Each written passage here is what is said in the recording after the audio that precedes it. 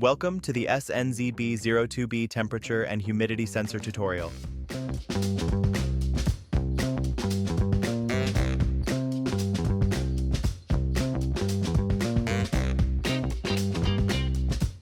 Remove the battery insulation tab to power on.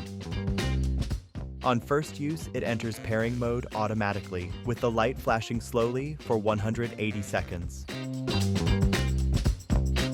Open the eWeLink app, scan the device QR code, and bind the device to your Zigbee hub.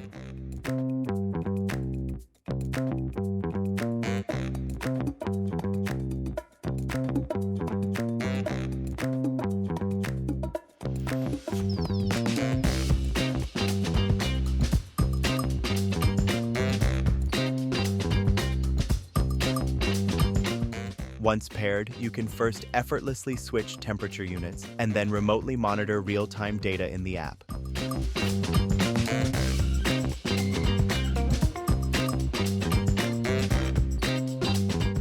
Comes with a lanyard and 3M adhesive. Hang it up, stick it to a wall, or place it on a desk or inside a drawer. Enjoy a more comfortable, smart life.